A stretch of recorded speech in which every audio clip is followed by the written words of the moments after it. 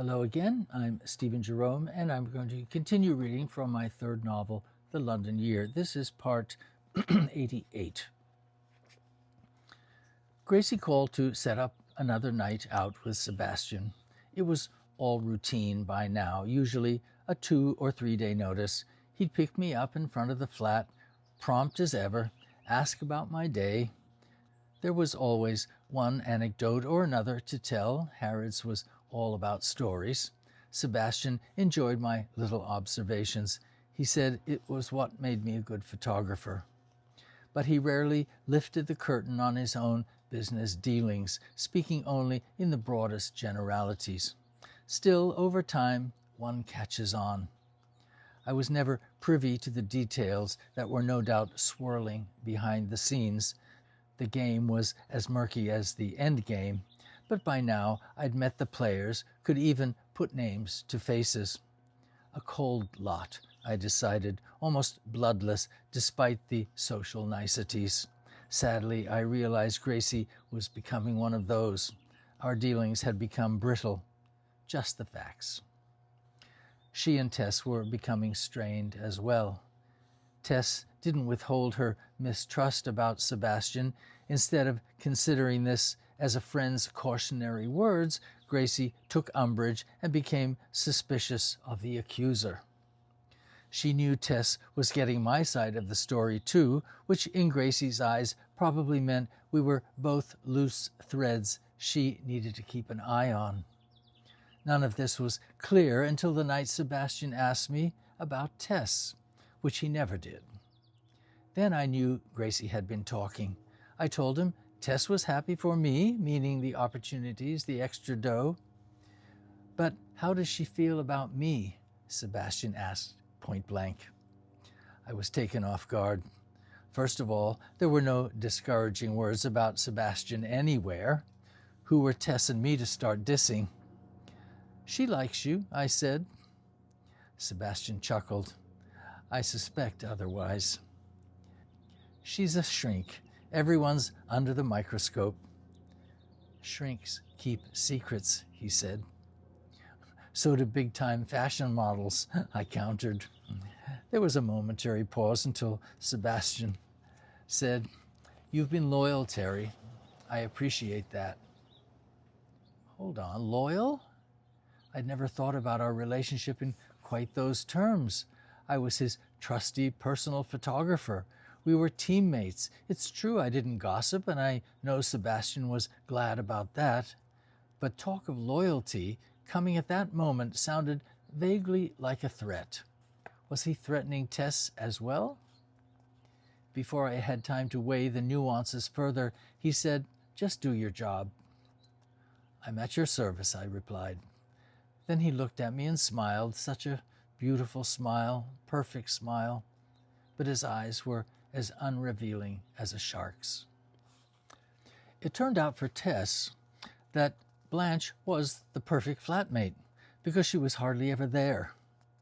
When her dance company wasn't touring, she visited Timothy in Rome, where he would often go on short holidays.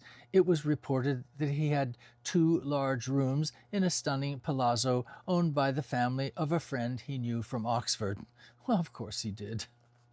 With all the good cooking that Tess and I were both doing, we thought it was time, if not overdue, to invite Tess's parents for dinner, as they had had us over so often, always on roast day, which would be a Sunday. On the appointed Saturday night, they extolled the delicious smells that reached them coming up the stairs even before they entered the flat.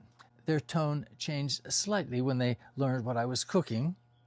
It changed again when I described the unexpected mix of food groups, ground beef with mussels in the spaghetti sauce, along with shiitake mushrooms, an exotic extravagance virtually unavailable outside Harrods.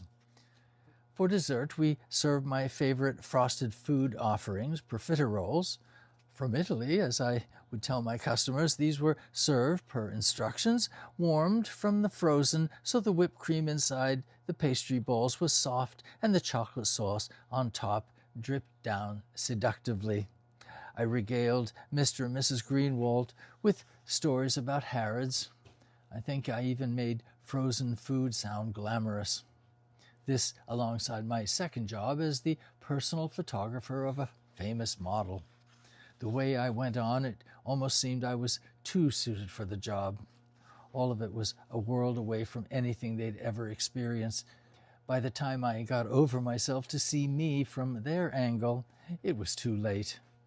"You're a real good-time Charlie," said Mrs. Greenwald, speaking the phrase that she and Mr. G probably both had on the tips of their tongues. All in all, though, the evening was deemed a success.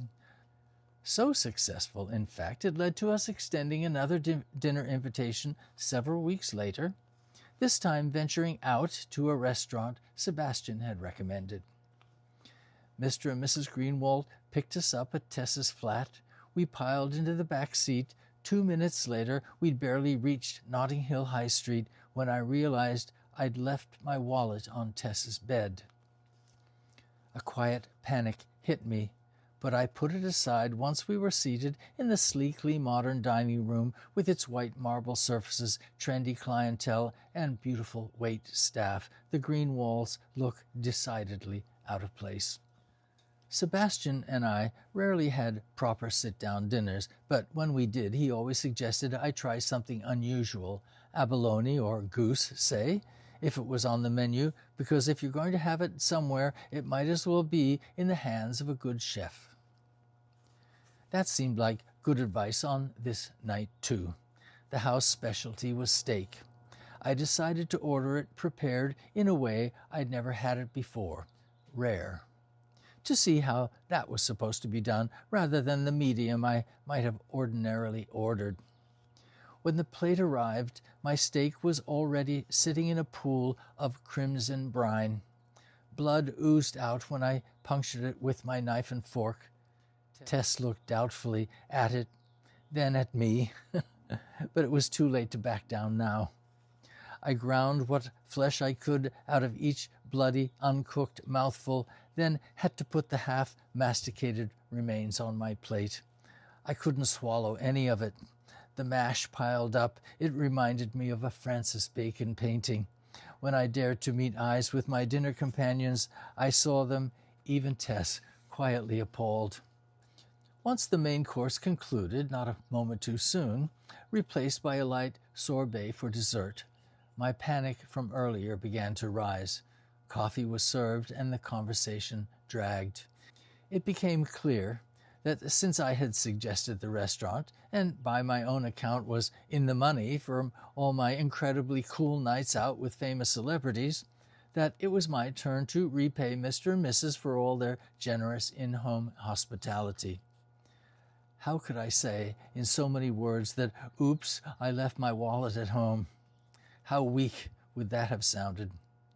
And if I hadn't forgotten, accidentally on purpose, why would I do that to myself?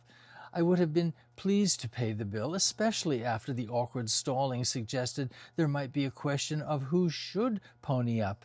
In the Greenwald's mind, I don't think there was any question. It was my turn. But instead of making feeble excuses, I did the even worse thing by excusing myself to go to the restroom. There was no way out. I was utterly humiliated, and worse, I was sure I deeply embarrassed Tess. When I returned to the table after a too long absence, Mr. Greenwald had settled the bill. His "there you have it" expression was clear. It wasn't about the money, it was about me. Some boyfriend. But it didn't end there. On the drive home, perhaps ignited by the alchemy of wine and raw blood, my intestines started churning, and I suddenly farted. It was a silent emission, but the smell was sharp and rancid, permeating the enclosed confines of the car. Who admits farting in polite company? I certainly didn't, but everyone knew. It just wasn't a family smell. Had Beauty, their old Labrador, been with us, they probably wouldn't have even put the blame on her. I was the culprit. No one said a word, but held their breath until Tess finally acknowledged the inescapable and wound down her window with an exasperated exhale. we never spoke of that night again. Oh dear. Okay, I'm going to continue tomorrow with the next part. Thank you for following along. Bye-bye.